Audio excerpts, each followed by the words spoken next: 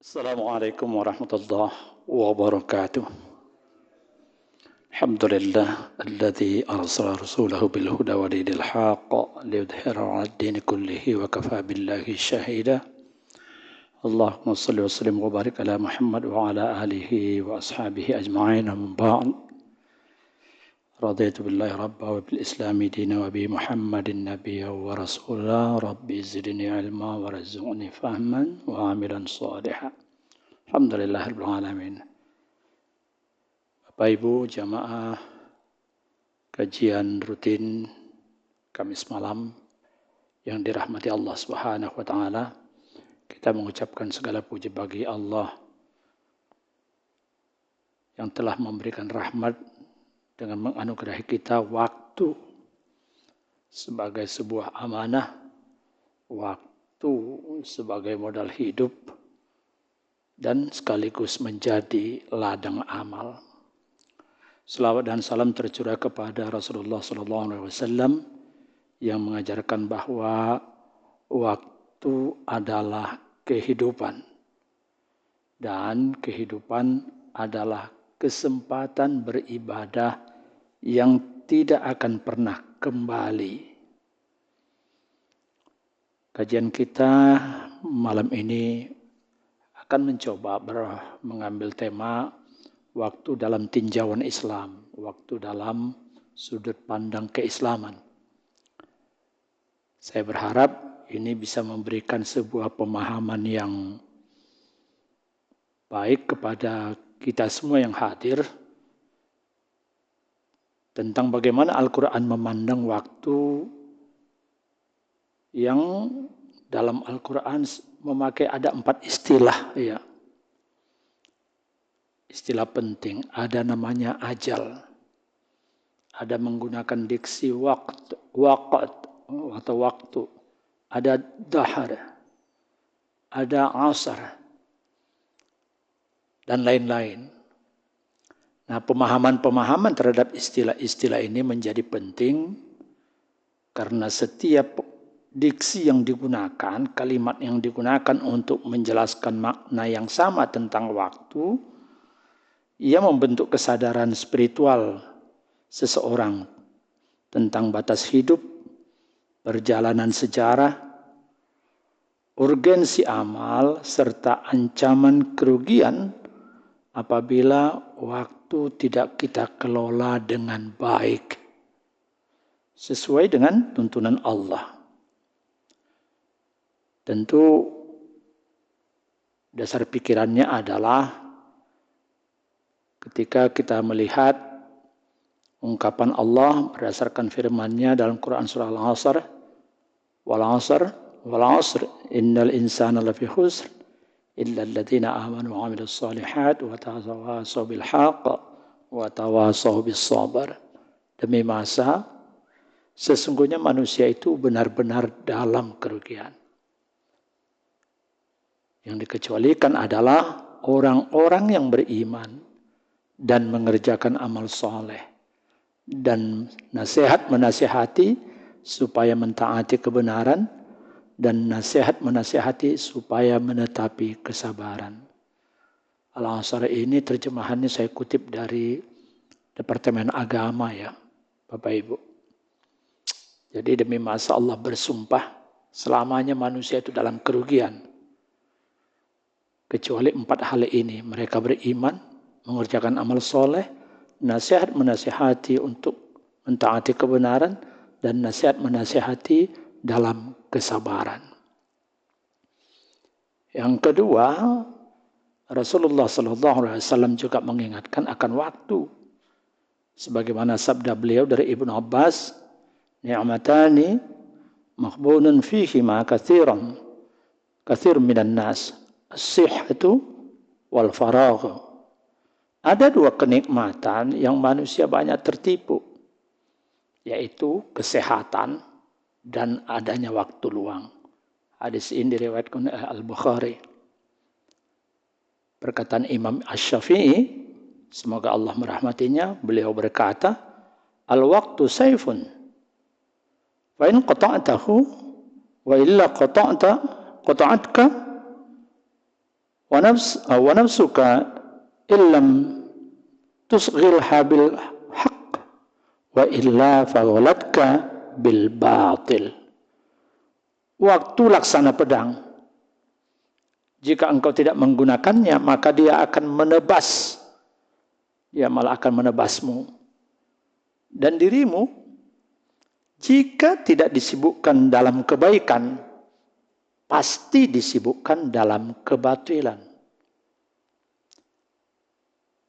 Bapak Ibu, dengan waktu, ia bisa menjadi senjata kita untuk menaklukkan dunia. Dalam arti memberi arti bagi pertumbuhan perkembangan dunia. Atau mungkin kita yang dilarutkan oleh dunia. Dalam arti waktu itulah yang menggilas kita. Dia juga bisa melahirkan kita, tapi juga bisa menelan kita. Lalu bagaimana kita supaya tidak terpotong ya, oleh waktu itu? Salah satu caranya barangkali adalah mesti mengingat bahwa yang perlu kita perhatikan itu ya nafsu kita juga. Jika nafsu kita kalau tidak disibukkan dengan kebenaran, maka pasti kita sedang disibukkan dengan kebatilan. Maknanya bila waktu tidak memotong kita, ya maka itu cara agar kita terlepas dari kecelakaan. Tapi kalau kita dipotong waktu, maka ya waktu itu menjadi sumber kecelakaan kita. Jalannya adalah sibukkan diri dengan kebenaran.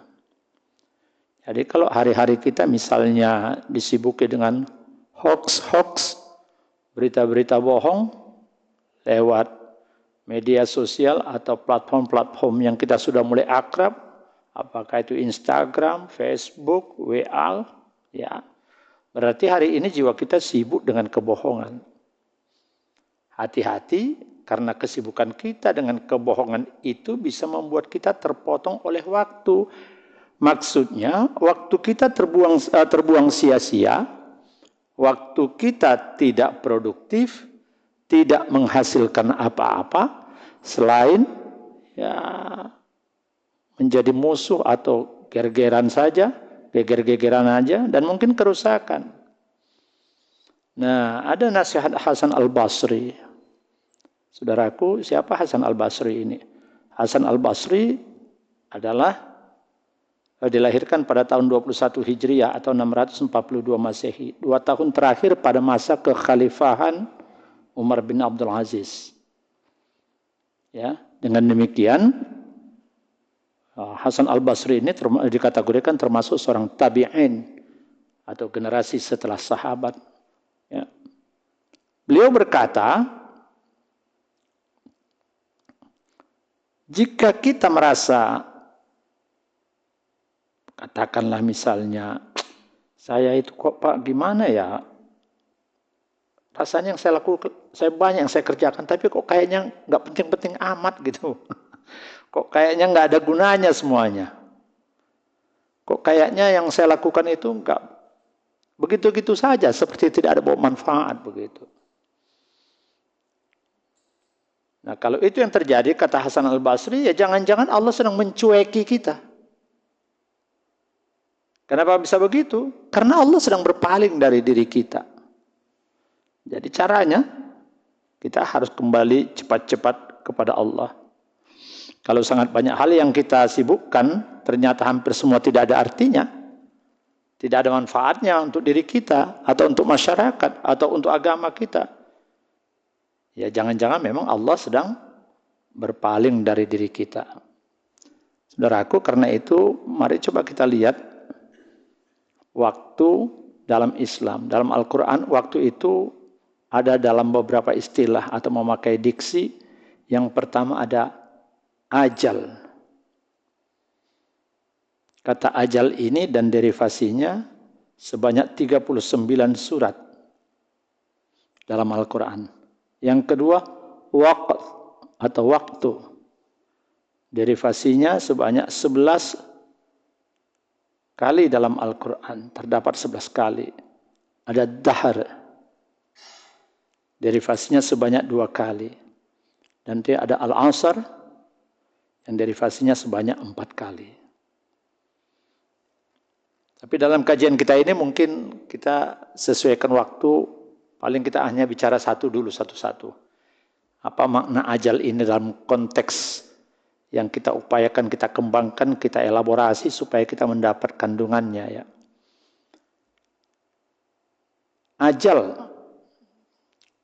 Ajal itu batas akhir. Kalau sudah sampai ajalnya, tidak bisa dimajukan atau dimundurkan. Firman Allah, A'udzubillahi as-sami'il 'alim minasyaitonir rajim. Bismillahirrahmanirrahim. Wa likulli ummatin ajal. Fa idza jaa ajaluhum la yasta'khiruna sa'ah wa la yastaqdimun. Tiap-tiap umat mempunyai ajal, mempunyai batas waktu. Maka apabila telah datang waktunya, mereka tidak dapat mengundurkannya barang sesaat pun dan tidak pula memajukannya. Firman Allah dalam Quran surah Al-A'raf ayat 34. Bapak Ibu, dalam Al-Quran kata ajal dan derivasinya itu sebanyak 39 kali. Ya. Makna ajal itu batas waktu hidup makhluk. Satu ketentuan yang sudah dipastikan oleh Allah bagi semua makhluk hidup, pasti ada ajalnya. Pasti ada batas akhir. Ketika menjelaskan Al-A'raf 34 ini, Ibnu Katsir berkata, ajal adalah batas akhir kehidupan yang Allah tentukan sebelum manusia diciptakan. Jadi kapan kita lahir, kapan kita meninggal sudah disiapkan sudah ditentukan oleh Allah tatkala kita belum diciptakan. Jadi belum diberi nama, belum memiliki nama. Sudah diciptakan itu. Imam Ar-Razi menafsirkannya, ajal menunjukkan kekuasaan Allah dan mengingatkan manusia agar mempersiapkan akhir. Mempersiapkan hari akhirnya. Pandangan Ibnu Katsir itu nanti dilihat dari tafsir Ibnu Katsir ya. Imam Ar-Razi dalam kitab Mafatihul Ghaib ya. Juz 8. Jadi esensi ajal sama dengan kalau disebut ajal adalah pengingat kematian. Tanggung jawab dan hisab. Jadi ajal itu batas akhir. Kalau sudah sampai ajalnya nggak bisa dimajukan, nggak bisa dimundurkan. Namanya batas akhir itu kalau anak sekolah atau kalau orang kuliah, nanti di kampus itu ada tanggal ujian, tanggal sekian sampai tanggal sekian. Tanggal batas akhir itu adalah ajalnya ujian itu, habisnya ujian itu. Jadi maksudnya batas akhir. Umur kita pun ada ajalnya, ada batas akhirnya. Nah, kebanyakan ayat yang isinya bicara ajal maksudnya mengingatkan bahwa segala sesuatu termasuk manusia ada batas akhirnya. Saudaraku, tapi ajal bukan hanya maut ya. Tapi dari batas dari mana? Banyak. Dalam ujian pun ada batasnya. Dalam mendapatkan nikmat pun ada batasnya. Dalam memiliki kedudukan pun ada batasnya, ada ajalnya. Problematika hidup yang kita alami ada nanti akhirnya, ada batas akhirnya. Peluang amal itu pun ada batas akhirnya. Maghrib sampai kapan? Sampai sebelum Isya. Kalau sudah masuk Isya, sudah selesai ajalnya maghrib itu. Tidak bisa lagi, tidak bisa diqadha. Jadi batasnya ada, semua ada ajal. Makanya kalau kita lagi sumpek, lagi pusing, ingatlah sumpek kita itu, penat kita itu, pusing kita itu, ada ajalnya. Ada batas akhirnya. Jadi jangan terlampau galau. Begitu kalau kita memahami ajal ini ya, dalam arti yang lebih luas. Kalau kita mendapatkan kenikmatan, jangan lupa diri. Karena kenikmatan itu ada batas akhirnya. Kalau kita tidak hati-hati dalam mengelola kenikmatan itu, kita terlalai melampaui batasnya. Yang tadinya kenikmatan bisa jadi akan berakhir dengan kesusahan.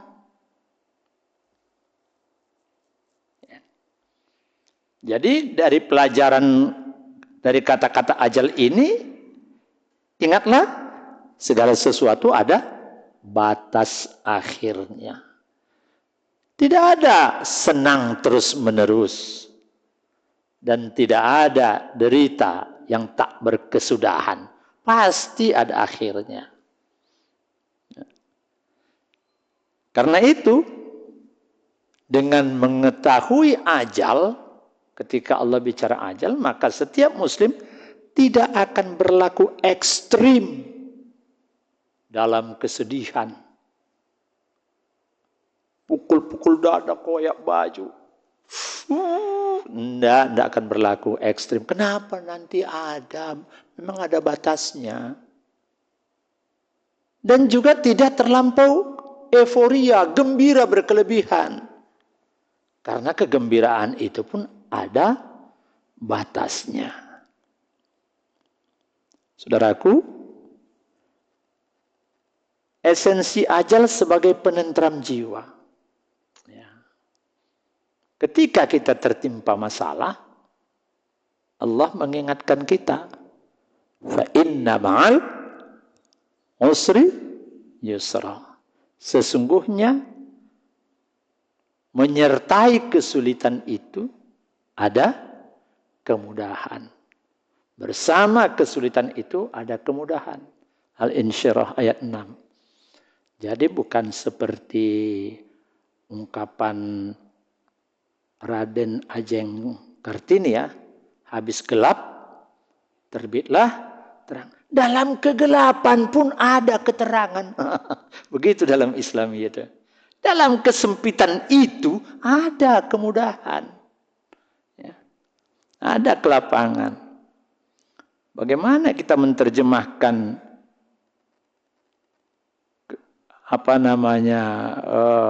dalam kesulitan itu ada kemudahan. Ya, masalah ajal itu berarti datang membawa solusi. Solusinya apa?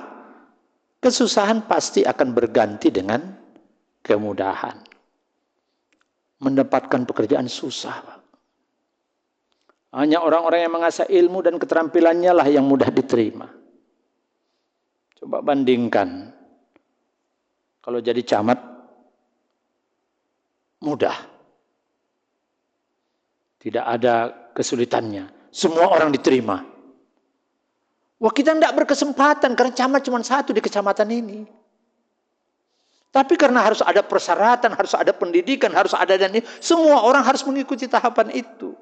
Ketika ada SK itu, syarat dan ketentuan itu, disitulah membuat peluang itu menjadi mudah. Jadi adanya persyaratan itu bukan membuat sulit, bahkan itulah jalan untuk memudahkan. Coba nggak ada persyaratan, malah jadi sulit.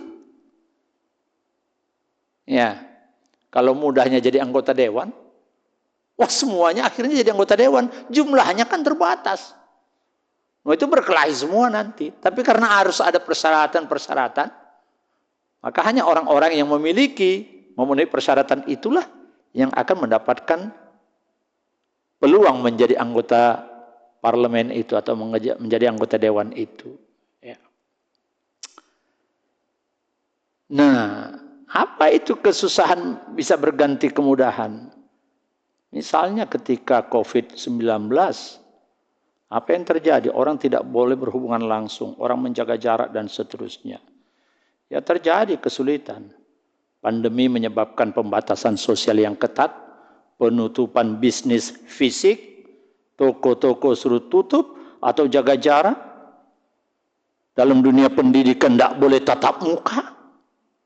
Banyak orang kehilangan pekerjaan dan mata pencaharian tradisional terhenti. Tapi apa akibat kesulitan itu? Tumbuh kemudahan di dalamnya. Krisis ini memaksa orang untuk mempercepat adopsi teknologi digital secara massal.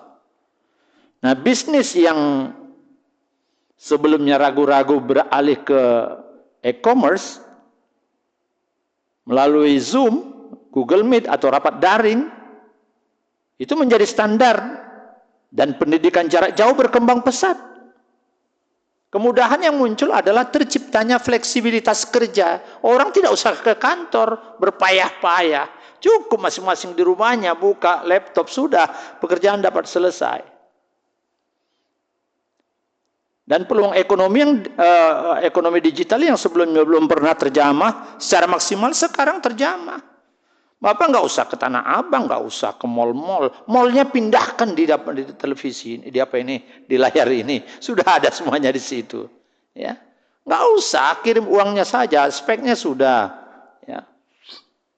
Kalau cocok speknya dan harganya, menurut Bapak cocok kirim sudah.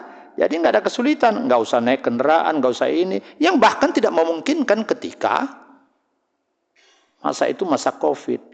Dan yang lahir sekarang adalah banyaknya toko-toko yang manual atau toko-toko tradisional yang membuka secara fisik dikalahkan harganya oleh apa itu ya? Yang online ini. Saya aja nggak ngerti juga itu Pak. Ada istilah bakar uang, ya. 11, 12, dapat 10.000. Apa 10.000? Beli mobil bisa 10.000. Apa maksudnya itu gitu ya? Ya, jadi ada jor-joran seperti itu. Dalam kesulitan itu ada kemudahan. Ketika terjadi tsunami di Aceh dulu itu 2004, apa yang terjadi? Meluluh lantakkan Aceh dan sebagian besar wilayah pesisir. 170 jiwa korban jiwa di Indonesia. Belum lagi kerusakan infrastruktur yang sekarang ini 800 untuk di Sumatera saja ya. Untuk di Sumatera saja. Lebih. Nah, ini bisa dalam kesulitan itu menghasilkan kemudahan. Setelah terjadi tsunami itu, timbullah perdamaian Aceh. Ya. Bencana tersebut secara tidak langsung membuka jalan bagi perdamaian yang langgeng di Aceh. Baik pemerintah Indonesia maupun GAM yang telah berperang selama puluhan tahun menyadari sumber konflik itu. Ya. Dihadapkan kepada bencana besar ini, mereka mulai merasakan bahwa ini sudah tidak benar. Lantas kemudian tercapailah kesepakatan. Lahirlah solidaritas nasional dan internasional. Lahirlah kepedulian massal. Bukan hanya di Indonesia, tapi seluruh dunia ikut memberikan bantuan. Ya. Kalau kita lihat dulu, krisis moneter tahun 98. Itu menimbulkan luka. Tetapi kemudian itulah awal terjadinya reformasi. Ya. Jadi di dalam kesulitan itu ada kemudahan. Ya. Ya, ada kebebasan pers dan segala macamnya. Bapak Ibu, jadi kalau misalnya kita katakan apa itu ya, kesulitan itu, ada juga air mata bisa berganti kebahagiaan. Ada orang ketinggalan pesawat. Hanya 5 menit. Dia marah-marah. Hanya karena dia sholat, tidak dia dengar panggilan, terlambat. marah-marah sampai protes, tapi nggak bisa lagi. Sebelum kemudian 15 menit dapat kabar, pesawat itu jatuh. Berganti syukur.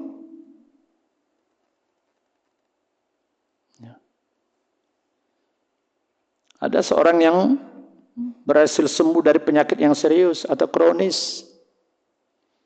Dalam kepahitan yang panjang, dalam kesakitan yang luar biasa. Ada lagi doktrin dari dokternya, hasil analisis dokter, ya berserah diri kepada Allah lah. Ini adalah penyakit yang belum ditemukan obatnya.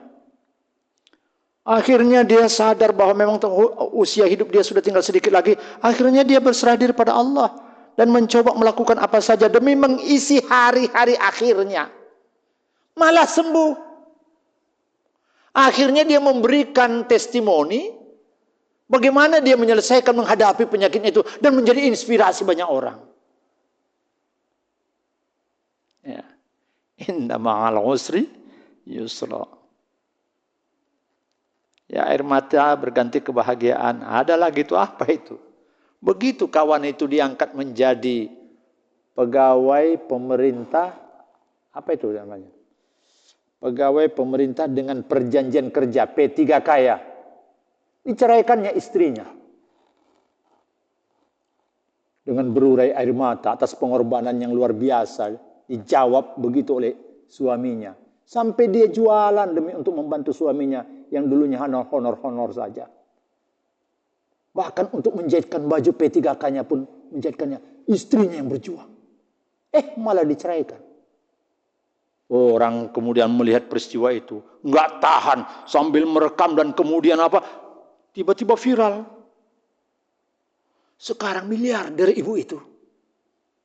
Sementara si P3K tadi dipecat. Kita beri gambaran ini untuk mengatakan tak ada yang keliru dari firman Allah.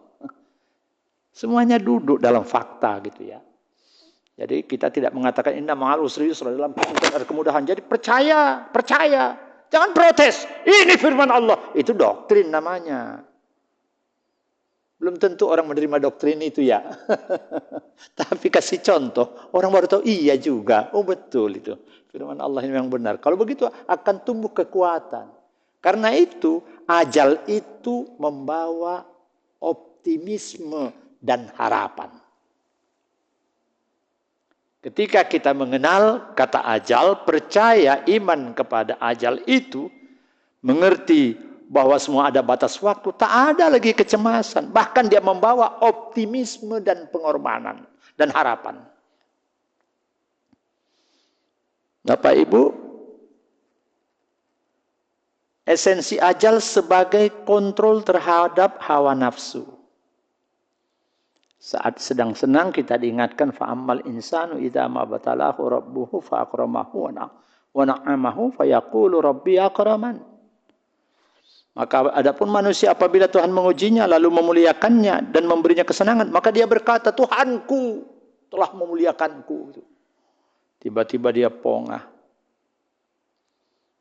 Dia lupa bahwa nikmat juga ada ajal. Ada batasnya. Nikmat itu bisa berubah jadi fitnah. Bahagia bisa berubah menjadi petaka. Misalnya kekayaan. Itu nikmat. Memiliki cukup uang untuk memenuhi kebutuhan. Membantu keluarga, beramal dan hidup nyaman. Tetapi kalau justru itu menjadi fitnah saat ia lupa diri. Ia menjadi sombong, merendahkan orang lain. Yang kurang beruntung secara finansial. Ya, ngomong-ngomongnya juga luar biasa memedihkan. Begitu ngomong temannya gini. Aduh, kamu ini hidup kamu aja kamu urus, jangan hidup urusan saya. Hidup kamu aja gak beres, kamu aja susah makannya. Mau ceramah lagi. Kira-kira gitu. Misalnya gitu ya. Jadi kalau orang kaya itu katanya, orang hartawan itu katanya buang angin pun menginspirasi. Tapi coba orang miskin, benar pun tak dianggap benar katanya, kira-kira begitu ya. Nah, ini akan menjadi menimbulkan orang-orang yang serakah, korupsi. Ya, seperti kita lihat sekarang ini ya, Masya Allah. Hancurnya hutan kita hanya tinggal berapa persen? 14%, 18% itu berapa itu? Yang di Sumatera itu semuanya. Ya. Siapa yang terlibat di situ? Ya, Menteri Kehutanan yang dulu-dulu, yang memberikan izin itu. Nah, pengusaha yang yang menghabisi hutan itu dengan dalih, saya pemegang HPH, ini loh legal, suratnya ini, apanya ini. Loh, kita ini bukan penjahat. Katakanlah itu nanti di hadapan malaikat ya. Jadi saya memiliki hutan itu berdasarkan dari putusan pengadilan nomor sekian atau dari kehakiman Menteri Kehutanan nomor sekian, ini perusahaan resmi, ini jungto pasal sekian. Nggak ngerti aku itu, kata malaikat. Apa yang kamu bilang itu? Tapi yang saya mengerti adalah betapa itu telah membuat penderitaan ribuan orang mati, ratusan orang mati ya. Nah, jadi kebahagiaan bisa berubah menjadi petaka nantinya ya, kekuasaan pemimpin. Ya nikmat memang memiliki otoritas, bisa membuat perubahan positif, melayani masyarakat dan memastikan keadilan. Kalau itu yang dilakukan akan menjadi nikmat. Tetapi perubahan akan menjadi fitnah saat lupa diri, menjadi otoriter, menggunakan kekuasaan untuk menindas, menyalahgunakan dana publik atau menguntungkan diri sendiri. Baru-baru ini, sekarang ini kan kita dapat berita yang menarik ya dari Pak Purbaya. Ya kita juga ini baca-bacanya di koran-koran saja ya, di media saja ya. Atau sering baca-baca media. Masa orang kaya juga dapat bansos? Ditempel dulu di stiker rumahnya, orang miskin, penerima bantuan, baru nolak. Ya kan? Baru menolak bantuan itu. Masa kerjanya Pemda itu nabung uang? Bukannya dibelanjakan supaya cepat sejahtera rakyat itu. Enggak, ditahan dulu. Maka barangkali enggak heran kita ya. Kenapa di bulan Desember banyak yang gali siap di jalan itu di hot mix. Tahu-tahu nggak berapa lama dibongkar lagi oleh gali parit bawah misalnya. Kok tiba-tiba pembangunan serentak gitu itu? Ya karena memang batas akhir itu harus ada laporan dana penggunaan itu harus terakhir Desember. Jadi harus habis anggaran. Dan sebelum itu habis, simpen dulu. Apa kata Pak Purbaya itu? Loh kok Pemda kok nabung? Uang itu diberi untuk kesejahteraan rakyat. Nah ini akan menjadi masalah ya, kekuatan fisik ya, kalau enggak kita gunakan untuk beribadah, bekerja dan menikmati hidup, tetapi saat kita lupa diri, fisik itu digunakan untuk menindas orang atau mungkin terlibat dalam kekerasan dan sebagainya ya. Jadi nikmat bisa berubah jadi fitnah, bahagia bisa berubah jadi petaka. Nah kesadaran ini membuat kita akhirnya ketika kesadaran kita terhadap ajal ini membuat kita tidak lagi lalai dan menjadi orang yang pandai menjaga kesyukuran itu ya. Nah, bagaimana esensi ajal sebagai motor produktivitas? Rasulullah bersabda, "Ightanim khamsan qabla khamsin.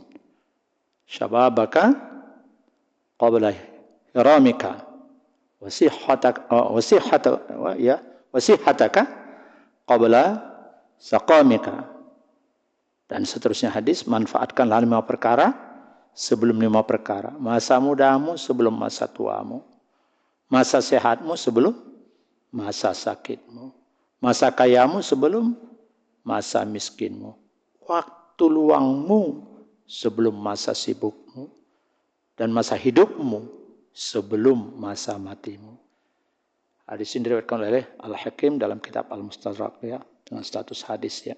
Hadis ini adalah sahih ya.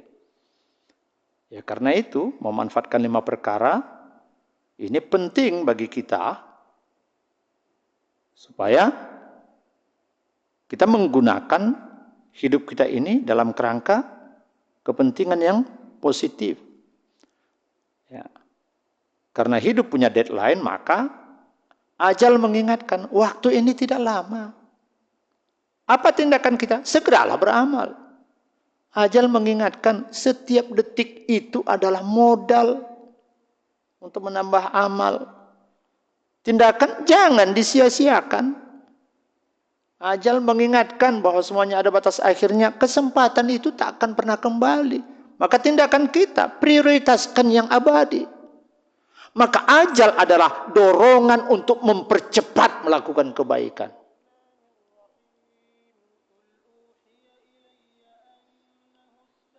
Saudaraku,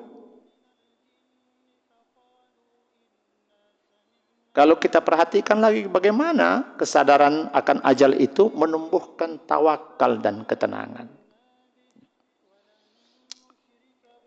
Qul la yusibana illa ma kataballahu lana. Tidak ada yang menimpa kami kecuali yang sudah Allah tetapkan bagi kami. At-Taubah ayat 51. Ya.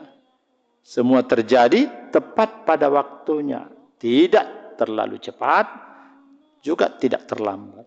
Manusia bekerja keras, tapi hati berserah diri pada takdir. Bapak Ibu, pernyataan bahwa semua terjadi tepat pada waktunya, ini mencerminkan keyakinan mendalam pada takdir atau qadar ya. Dan waktu ilahi yang akan menumbuhkan pribadi yang bertawakal, berserah diri kepada Allah.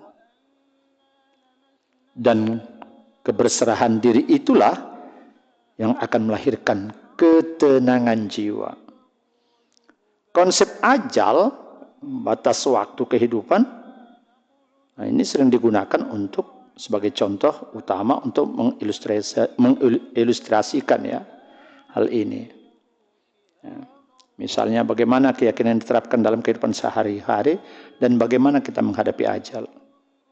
Ada orang menghadapi musibah misalnya dan kegagalan situasi.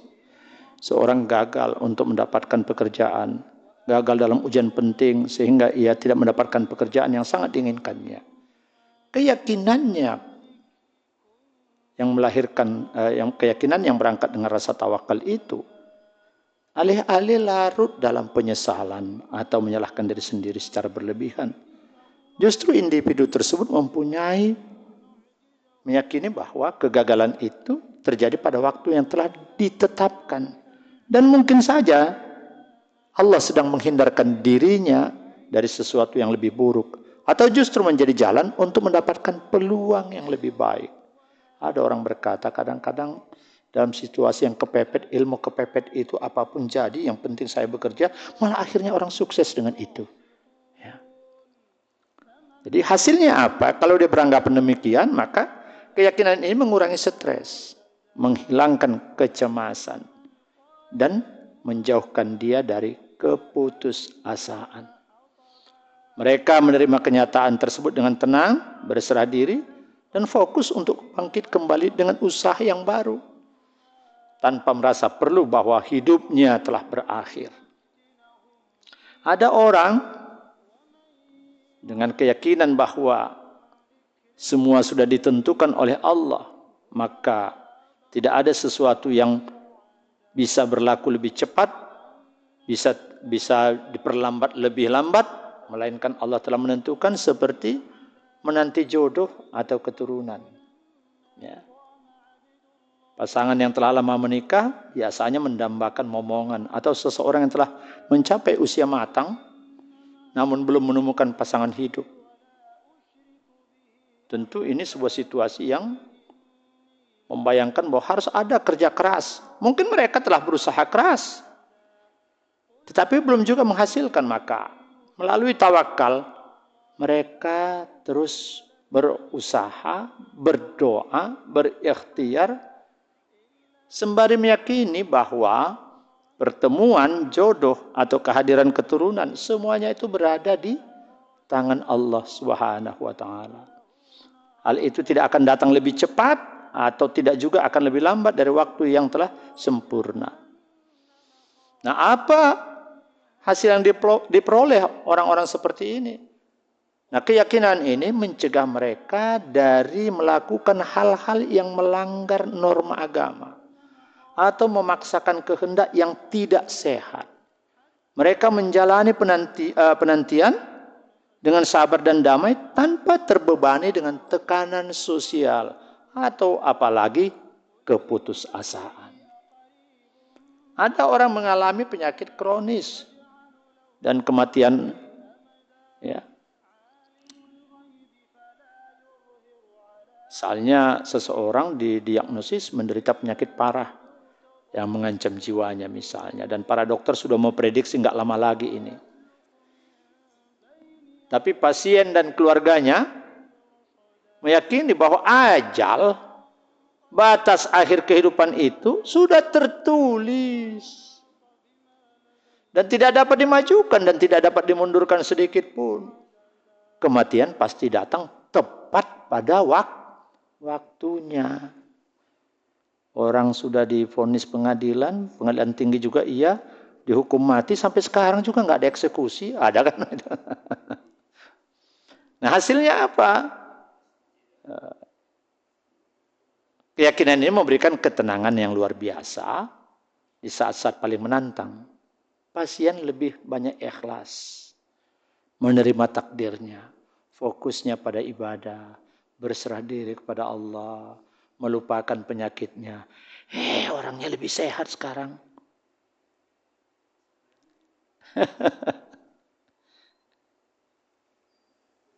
Ada orang usianya sudah berapa ya? Baru puluhan ya, baru 50 tahun. Udah kalah sama bapak ya Pak ya. Kalah sama bapak usianya sudah. Berapa Pak sekarang? 75. Masya Allah, luar biasa ya.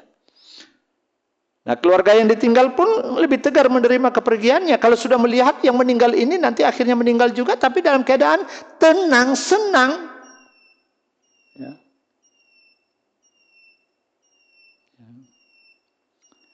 Nah, jadi manusia bekerja keras, tapi hati berserah kepada takdir.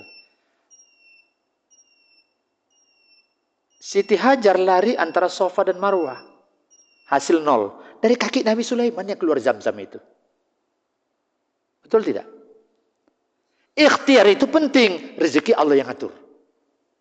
Nah itu. Jadi jangan bergantung pada rezeki.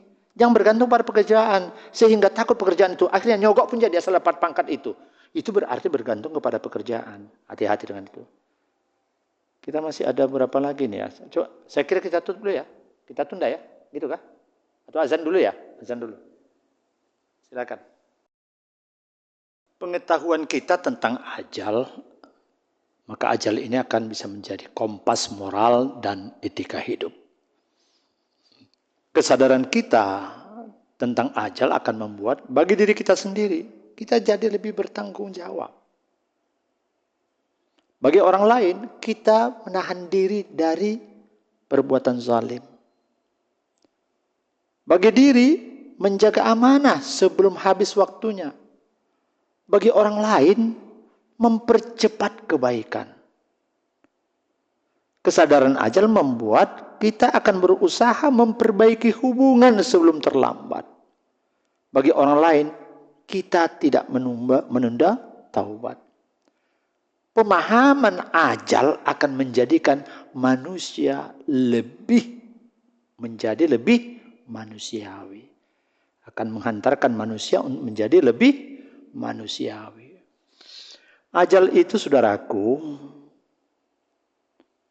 menjadikan kematian sebagai cahaya, bukan teror.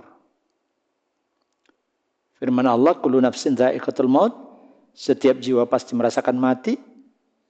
Karena kematian itu bukan kehancuran, tapi gerbang kepulangan. Ajal mengajarkan ada surga yang menanti. Bapak Ibu pingin surga? Pingin. Mati dululah. Ya kalau nggak mati bagaimana mau masuk surga? Betul tidak? Sebesar-besar nikmat di muka bumi ini, rahmat Allah, 1%. 99% ada di yaumil akhir. Maka bagi orang muslim, sehebat apa dan sesenang apapun pun dia di dunia ini penjara. Karena menghalangi dia dari untuk mendapatkannya 99%. Tapi bagi orang kufur, dunia ini adalah surga. Semenderita apapun dia di muka bumi ini, itu masih lebih baik ketimbang nanti dia yaumil akhir tinggal di neraka abadi lagi. Coba itu. Ada pertemuan dengan Allah. Bukankah ini yang kita impikan seperti kita mengimpikan surga? Ada keadilan yang abadi. Di surga ada orang muda yang takkan pernah mengalami tua. Orang sehat yang takkan pernah mengalami sakit. Orang yang mulia yang takkan pernah sekalipun terhina lagi. Dan orang yang terhormat, orang yang tinggi tapi tidak pernah lagi direndahkan orang lain. Jadi cahaya kematian itu adalah menghantarkan kita kepada cita-cita tertinggi manusia, yaitu mendapatkan keabadian baik dalam kemudahan, dalam kesehatan, dalam kehormatan diri, dan seterusnya. Ya.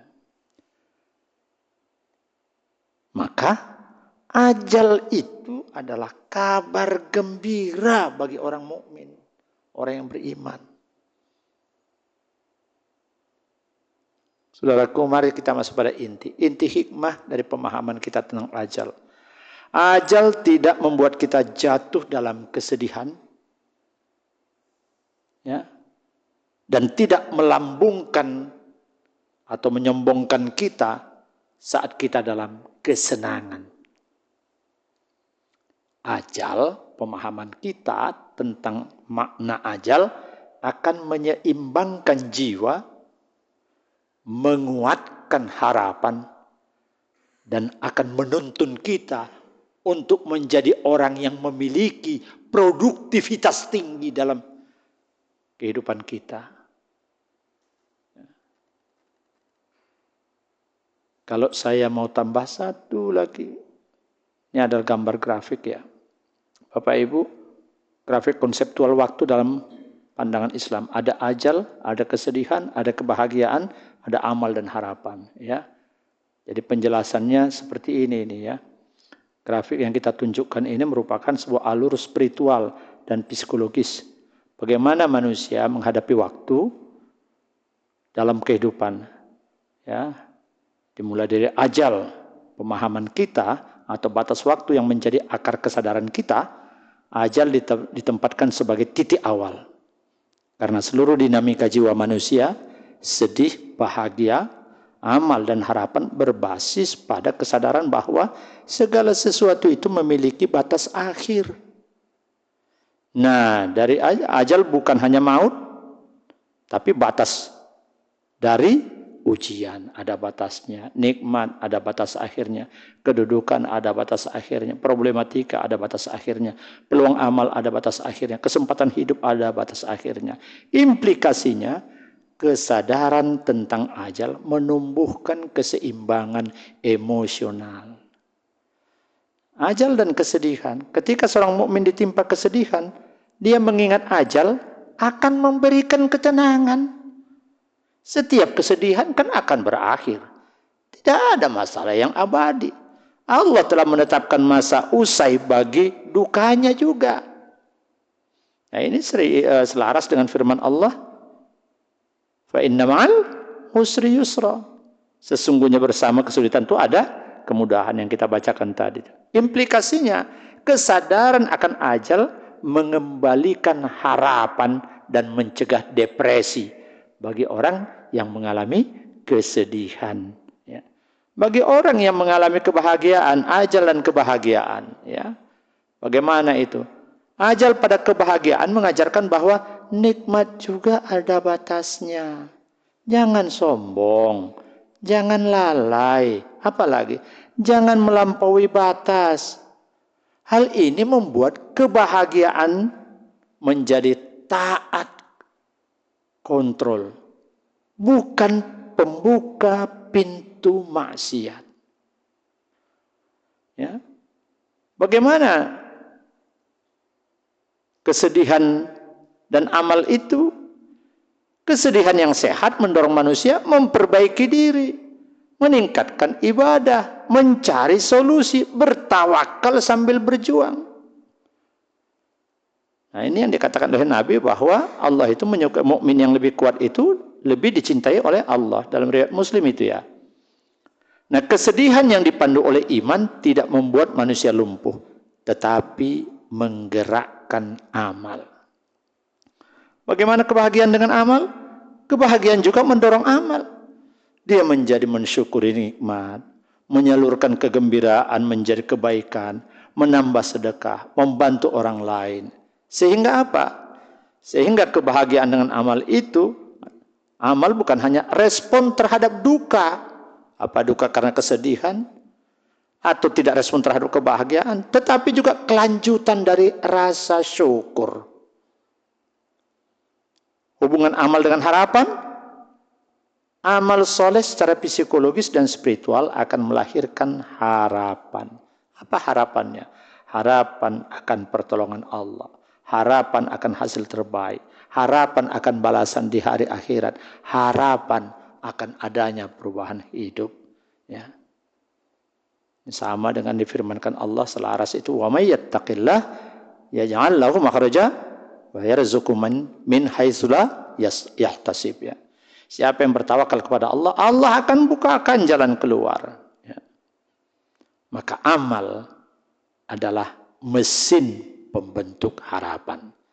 Saudaraku, dari grafik ini kita nanti belajar bahwa ajal adalah kesadaran akan keterbatasan waktu.